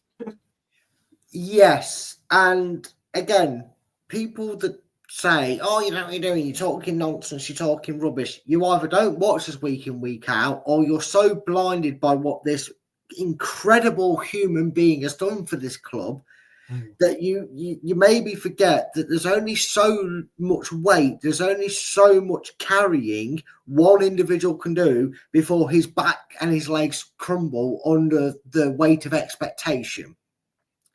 And the weight of expectation that has been on Jamie Vardy, and we said this last season, as early as last season, right up until last season, Chris, me and you were sat here going, Gordon Bennett, yet not Ryan Bennett. Don't have a stroke. Don't go nightmares down that way, Chris. Don't go thinking that I said the wrong one.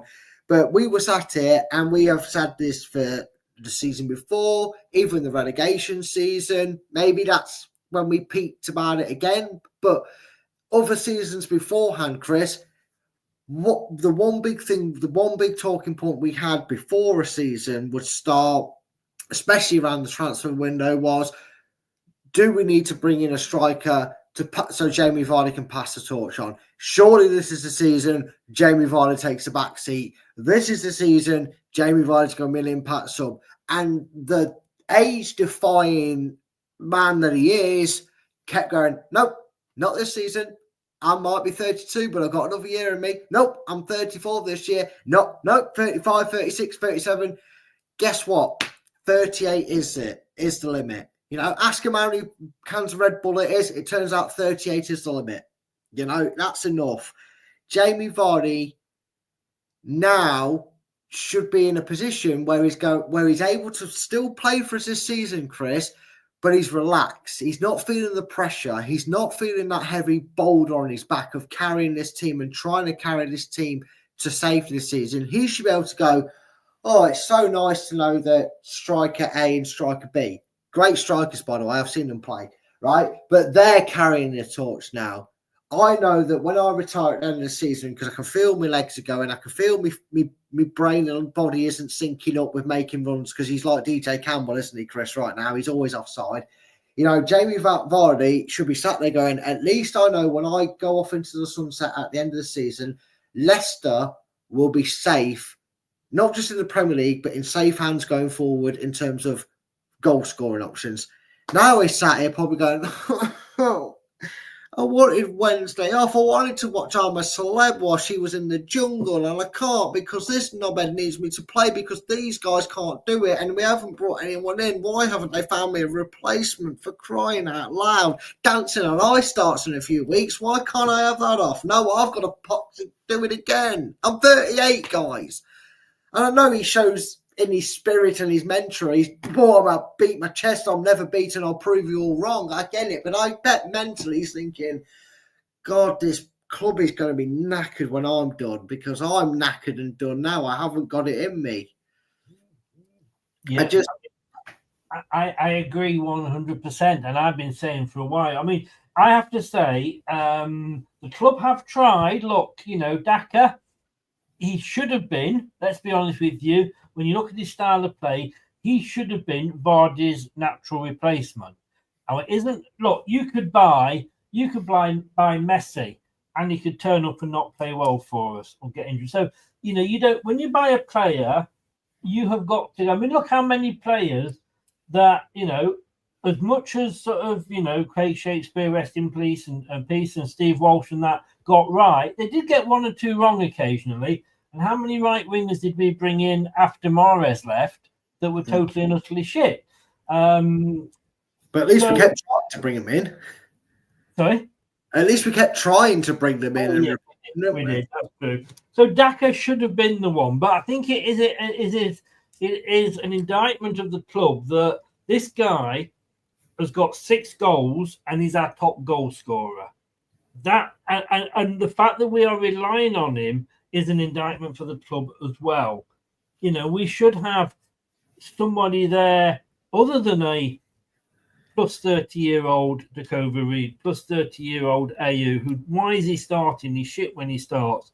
An Edouard that we've got till the end of the season because we can't get rid of him and we're paying him 80 grand a week. I mean, that is all down to the club. But we have to accept Jamie Vardy, 38 years old, played against QPR. And yes, everything. Yes, but somebody actually said to me, yeah, but he got a goal against QPR. It was a fucking penalty, for God's sake. Yeah. I mean, I'm sorry. He's not getting credit for scoring a penalty. Where's the Jamie Vardy that used to win penalties? Where's the Jamie Vardy that was never offside because he knew when to time his run? The mind's going. The legs aren't working as quick as his mind. And he's being caught offside all the time. All the time he's being caught offside.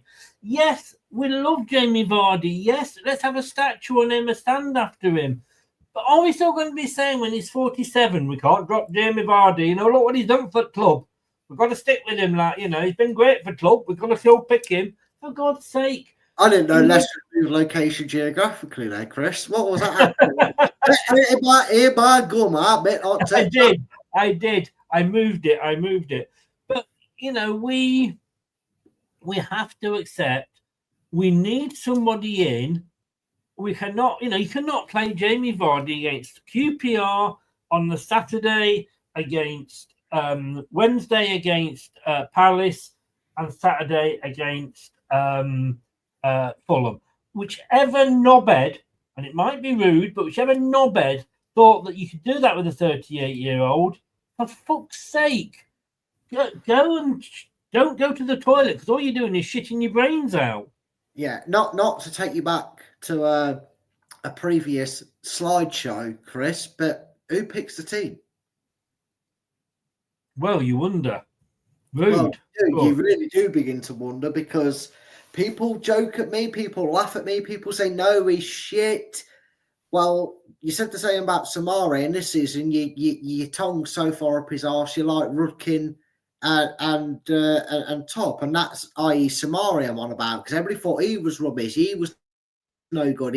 Why is he back in the team? He's crap, sell him. Now he's one of our best, if not our best midfielder, game in, game out. Why are we not passing that torch on and giving a run of games to Daka? Because we want to play the ball into Vardy. We want to play it behind the defensive line and have Vardy run onto it. And obviously, his brain tells him he can do it, but his legs won't allow him to anymore. How does Daka like to score his goals?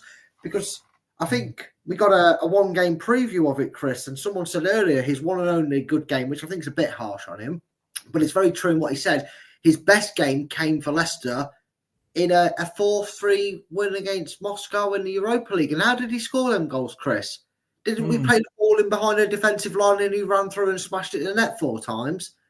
Why don't we do that for the next 4 or 5 games or 7 or 8 games with Daka and get him confident? Because He scored 1 goal this season, Chris.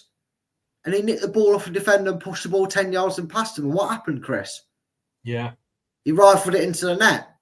Didn't look like a goal. It didn't look like a striker who doesn't know where the net is that game, Chris. So why wasn't he afforded a run in the team? Like I said, are we the FA of the Premier League and hiring someone who will only pick a Vardy team and not a team to complement someone else? Can I just see if this rings any bell? I'm going to take you back, all the way back to I'm not 63. I'm only 30, so remember, I can only go so far back. You can, but you can go back to 2004, 2005, can't you? Oh, I don't want to, but I can. Yes. Let me just read some names out to you, or even the season before. Well, that season. These are the players we signed that season. Jason Wilcox from Leeds United. Yeah. Dion Dublin from Aston Villa. Yeah. Danny Tiatto from Manchester City. Yeah. Kevin Pressman from Sheffield Wednesday. Martin Keown from Arsenal. Yeah. Scott Gemmell from Everton. These are all free transfers, by the way. And I'm going to make you go even madder now. Mark De Vries from Hearts. Now, yes, Craig Levine was manager then. But Scotland. How many of those players were past their best? Carried a 1 minus a 4. Every single one of them. Yes. And we were buying older players with experience, even though should we go to the year before, 2003, 2004? Les Ferdinand. Let's have a look who we played that season. Frank Sinclair. To be fair, he'd been at the club for a while, so he was just old at that point. But I get where you go with this. Go on. Ben Thatcher. Craig, no, it gets better. Craig Hignett. Keith Gillespie. Stefan Freund. Alan Rogers. Les Ferdinand. About 5 years. Trevor Benjamin. Sorry, I shouldn't have said that. I just felt a bit of sick come up in my mouth then. Marcus Bent. But players that were all past their prime. Does that ring any bells at all? It sounds like history repeating itself, doesn't it? Yes, exactly. Sounds like history repeating itself. History repeating itself. History repeating itself. I'll stop him.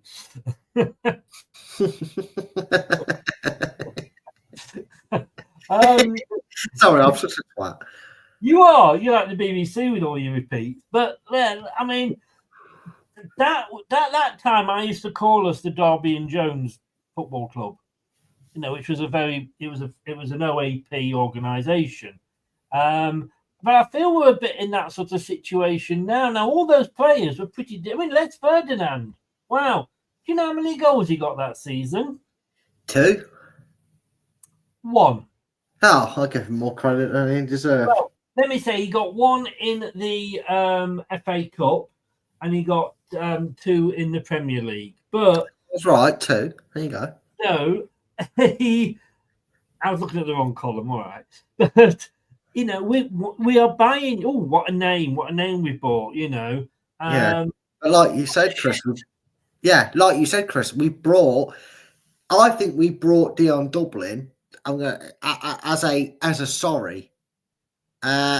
Because he wanted to play for us. You remember that, Chris, when he was having his glory days at Coventry, he really wanted to play for Leicester, but we turned him down. He's a Leicester lad. He loved Leicester.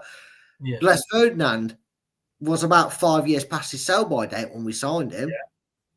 Yeah. And okay, we're not doing that to that discretion as much that this time around, but we are standing by players that either are past their sell-by date or best before, if you want to put it a little bit nicer, make it sound a little bit nicer for them, or we're standing by players that week in, week out put in bad performances and we bafflingly don't trust anyone else to do it. I know we're going to get on to signing, so I won't say any more on that. But yeah, it's funny how if you allow history to repeat itself, the same thing, guess what, Chris, you won't believe this, right? Same thing happens to the club. Because what happened to that club that had your Nikos Dabizasses, your Keith Gillespie's, your Lillian Nallis's, did they stay in the Premier League, Chris, or did they go straight back down? Down, deeper and down. Yeah, and I have to say, I apologise to Celeste, as we used to call him. He actually got 12 goals in the Premier League. I was completely looking at the... God, Bennett, Chris, bloody heck. There's too many fucking columns, and it's right down that doesn't show me what it is at the top. But maybe basically, my position stands that we were buying players that are way past their sell-by dates, as indeed is this man here. Now, moving on, we're going to play a game of Who Is It? Oh, okay. Muzzy. Hey! I know you can name those two players. I wonder if anybody in the chat can name those two players. I am being a little tad sarcastic, I have to say. Dennis Wise was another one I didn't mention. I'm going to punch you if you say that name again on this chat. Dennis Wise. Do you know what, Chris? Remember the powers that be, all right? There you go. We don't need Chris in this show, ladies and gentlemen. Oh, I'm on the bottom now. Thank you. Yeah. I know, I don't like the bottom. But no, right. I tell you, no, it's not Chowdhury, Tony, but I can see what you're thinking. That is actually, we actually bought that player at the start of the season, Michael Golding, who was supposed to be a hot prospect from Chelsea. Well, maybe he's gone down to lukewarm now. And look, the guy on the right, Alves, who, again, apparently is one of our biggest stars.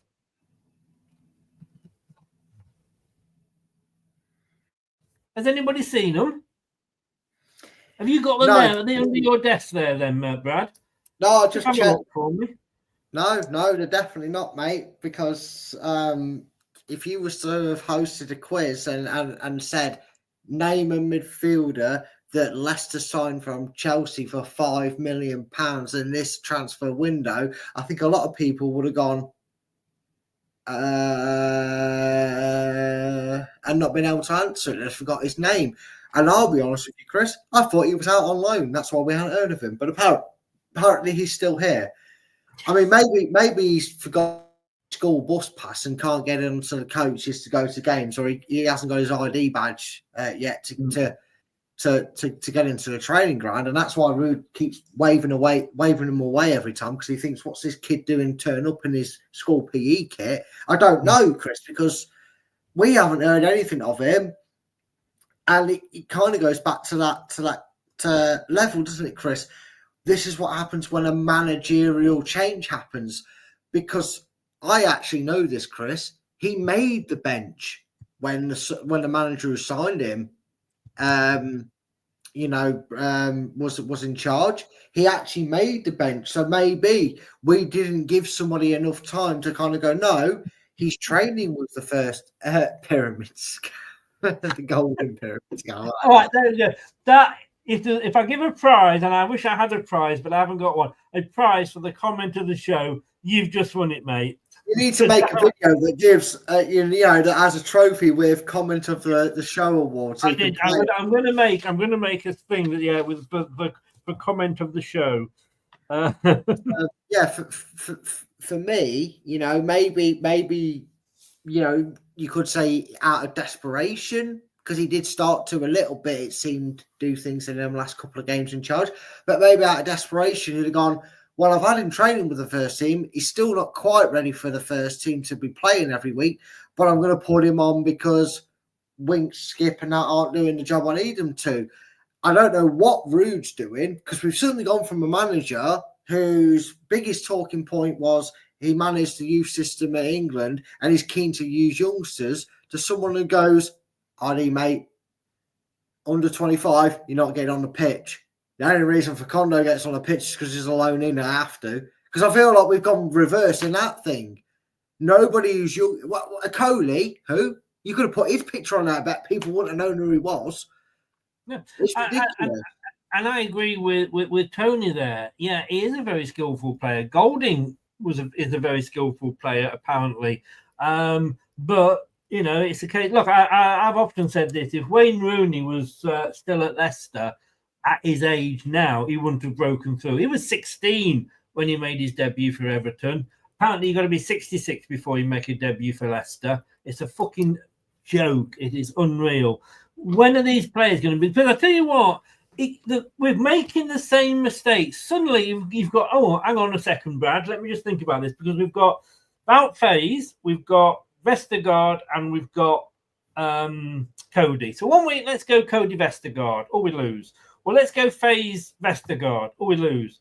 Or let's go Faes Cody, or we lose. At what point do you think I'm doing the same things week in, week out? Something's fucking wrong here. Obviously, Ruud is you know, he's from Holland, isn't he? Maybe he's been having, you know, visited Amsterdam too many times, and you know, because his mind's gone. His mind is totally, utterly gone. But we need to bleed these. I mean, it'll be very quick, mate. After we need to bleed these players, right? We are nearing the end. You'll be pleased to know. Seagrave, you know that big building that we built. Yeah. Because you know we had the grass that we had at Beaver Drive wasn't good enough, and players hadn't got a golf course to play on, or a paddling pool. You know what they got there. You know, it didn't look quite as nice. Do you know what? We've got 100 million now. I don't know how true this is, but Kun Vichai apparently, and this is only rumours, so please don't shoot the messenger, wanted to spend the money on the players. Top wanted to build this training centre. Well, it's a little bit difficult to talk about a subject that is just on a rumour. We've got either very little or no evidence to sort of back up that claim. I could imagine, though, there was a talk that the investment was maybe needed into the club in terms of players. However, Chris, what I will say is I still feel, because it's easy to say it was the wrong choice given where we are in the league and what's going on currently, but I still feel that after listening to a few people's podcasts that work in the industry of football and they've been in either an owner or they've ran the club to some degree with more majority say than maybe an owner in general.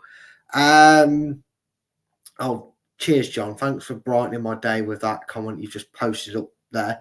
1-1, by the way, if anybody's wondering. Pardon?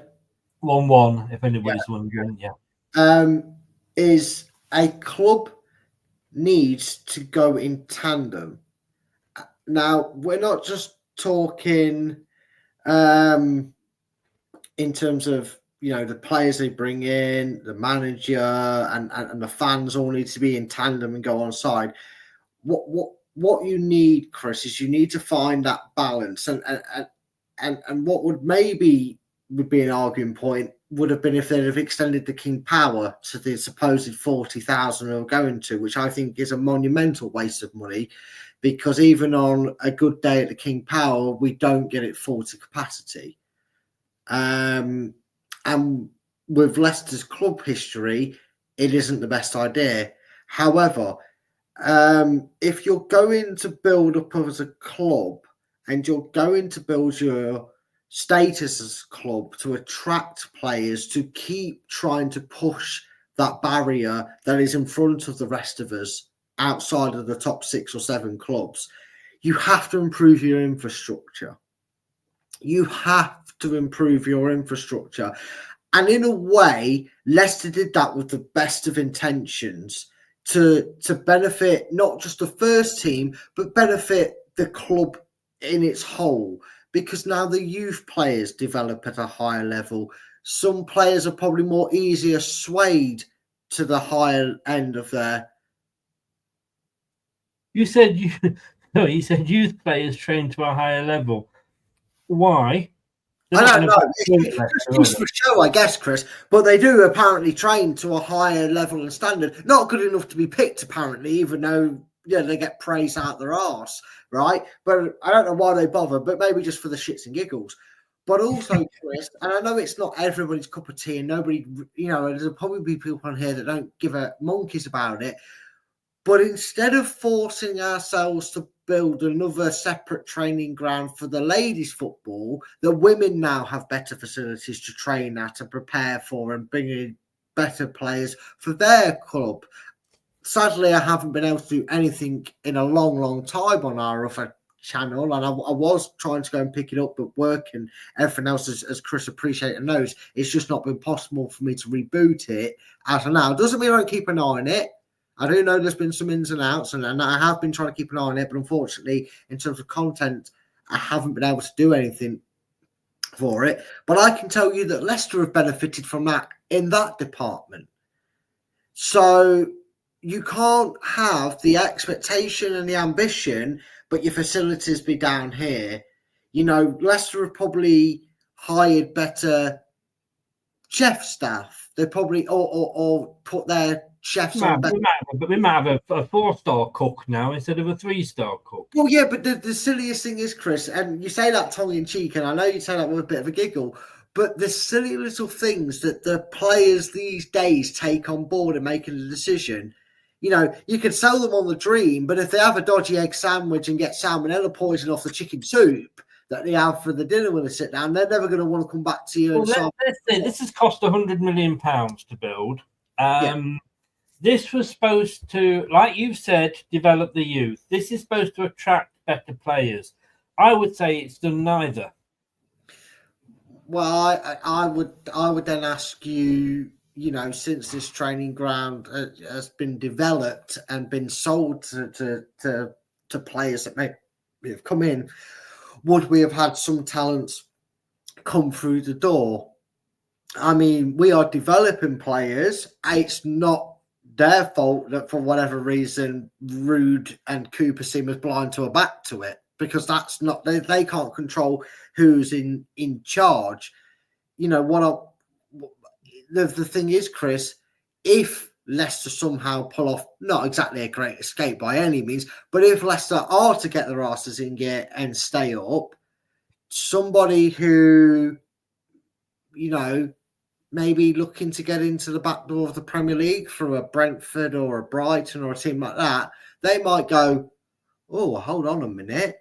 Jamie Vardy's career has been, whether we think he's past his sell-by date or not, he's still a Premier League player at 38. He's doing things that is unheard of. A Drogba, a Henry, a Bergkamp. I know he wasn't a forward, but he was a terrific goal scorer for Arsenal. Let's face it. A Gianfranco Zola. None of these players were able to sustain their level of fitness due to that. Training at the grounds. Highbury had to get what wasn't needed to be improved more. To the Emirates. Their training facilities had to be leveled up. That is now why you're seeing players recover from long-term injuries quicker than what they are. Statistics will tell you, Chris, that players are making statistics. Don't you quote the statistics at me, young man. Oh, yeah. How if the roles have reversed? But statistics will tell you that due to recovery programs, more information and better technology being available, not just to the scouting department, but to the physio squad, they're actually bringing players back where in previous years, we would have seen an injury and gone, well, that's them done. They're not going to come back. And then we've had players say they'll be out for 3 months, and then a month and a half later they're back on the training ground pitch, and 2 months since they last played, they're back playing again. It benefits in areas. It's just that when it's going wrong, Chris, we don't see them benefits. What I would say to that, and take on board everything you say. This was supposed to give us the edge, right? I can say, look, Bournemouth are playing in a 3-sided stadium because one of the sides of the stadium is bloody scaffolding. You know, they play in a shed. They have got a new training facility. Inch for inch, almost the same as this one. So the advantage that we had by building that has been wasted because now other clubs are coming along and doing exactly the same. I think Bournemouth has even got a shaped training bit like we have there, with the lights on. So we've lost that advantage. But look, John says there, the point I made, is it true that Vichai didn't want a new training ground? He said that was the point, and I don't know. All I was doing, as I say, is mentioning what I've seen, what I've heard. So maybe we saw the same thing, John. But you're a very knowledgeable man. Any young footballer would love to be at Seagrave, even if they live in Nottinghamshire. Hell, why don't we not seem to be getting these good young players, do we? Seagrave is not looking at them as well, but I get what. Yeah, go on. Yeah, Seagrave is a cloning centre. Unfortunately, they cloned JV at 36 years old. Presently got DD in the chamber.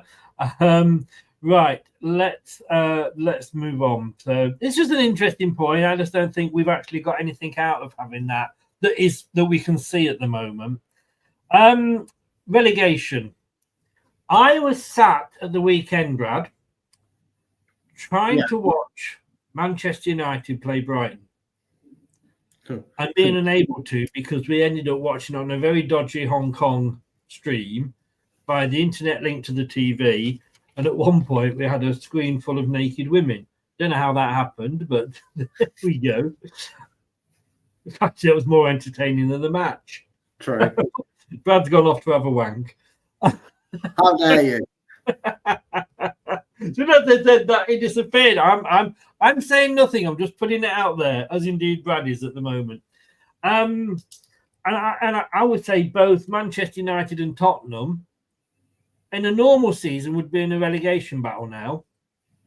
The fact that you need 3 teams worse than you to go down, I think they've probably got that this year. If we go down, we will not be back, in my opinion. Probably will take 10 years to get back again. We will not come straight back up because EFL will hit us with a management plan. EFL will hit us with a points deduction. EFL will make us sell our players to within that management plan. And we may be better off if we get rid of these players. I don't know. And we will be in a position where I don't think we will come back from it for, as I say, 10 years. Now, whether that is a bad thing or not, I don't know. But I won't be here probably in 10 years' time, so I might not see us back in the Premier League. How long did it take Forest? How long did it take Leeds? How long did it take Ipswich to get back to the top tier? It's scary, Brad. Would you agree that we're not going to necessarily come straight back up? I agree with you, Chris. I don't think we're going to come straight back up. I think we're going to, and I still have to say if, because I don't think we'll be that bad. But I still have to say if, because as bad as it is right now, we're only, as it stands, 3 points. We're only a win away from safety. And the likelihood is we are going to go down, of course. There's going to be a points deduction, and it may be a small one. It may be a big dent. But we're going to, maybe have that League One blessing, in a sense, Chris. Because we'll have to sell, wings. We'll have to raffle off Oliver Skip. Daka will leave a club, which may be its own blessing in disguise if you ask a lot of fans, and I'll probably be the same if he doesn't click on this season at some point. But we won't have Jamie Vardy, we won't have Madsen. While FaZe will have left the club, which again may appease will appease you, Chris. But the Coley will get sold on, and then all of a sudden, this idea of why don't we blood in Braybrook, Alves, Golding will be oh Christ, I hope we don't lose these players because they're the only 3 players left in the Seagrave on June, Chris. They'll open the doors for all the players to come back, and Alves, Braybrook, and Golding will be like, wait, they're finally let us in the building, because there'll be only 3 players left in our books.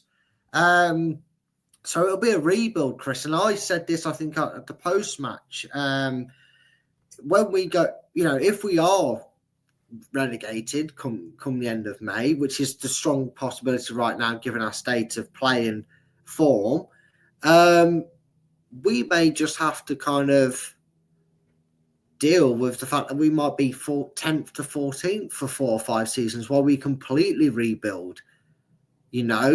The one plus side to going down is the players you bring in aren't going to be using you too much as a stepping stone, and they're going to be genuinely committed to at least doing enough to try and prove themselves good enough to play in the Premier League and help us return to it in doing so.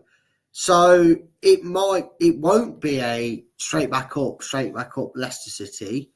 We won't be playing football the Enzo way or insert manager's name way. We might still be watching Leeds fall apart, but everything else will change. I don't think we will touch the playoffs next season if we're in the Championship.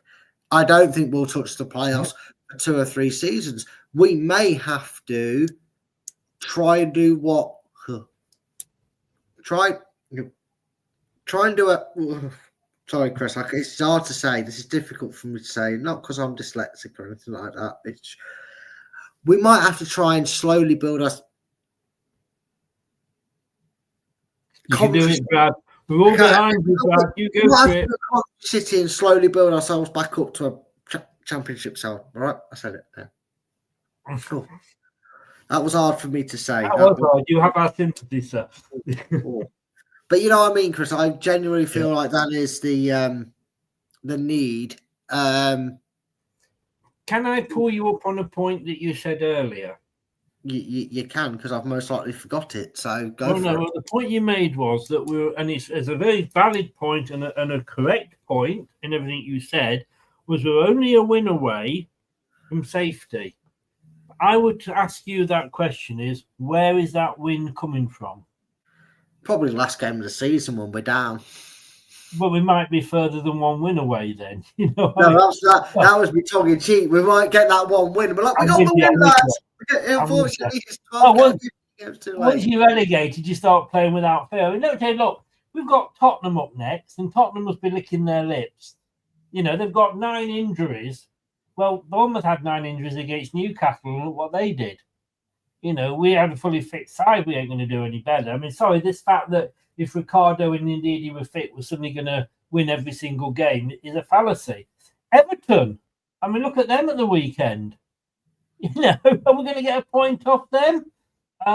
Let's forget the FA Cup and carry on in the league. Arsenal, they're up next. We're not going to win there. We're not going to get a win against Brentford. Then we've got West Ham. Then we've got Chelsea. Then we've got Manchester United. Then we've got Manchester City. Then we've got Newcastle. Then we've got Brighton. Then we've got Liverpool. Are you worried yet? I can carry on.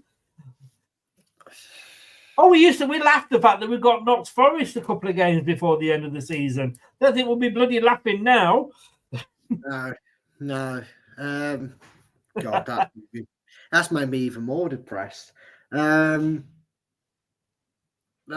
Maybe, Chris, maybe they've accidentally read the idea wrong, and we're going to get 3 points throughout them games that you've mentioned.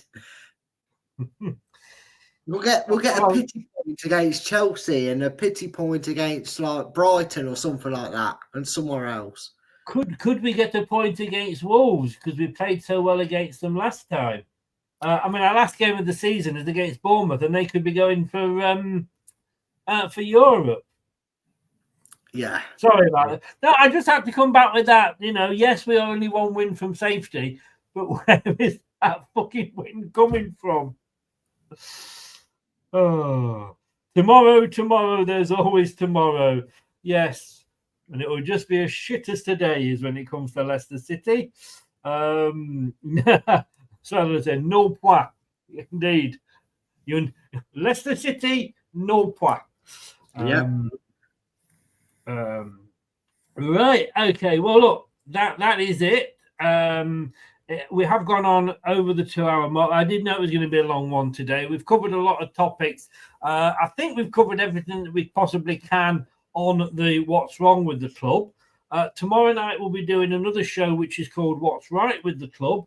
And you'll see it'll be on YouTube Shorts. I was just about to say you're making a short link, Chris. I'm sorry. Great minds.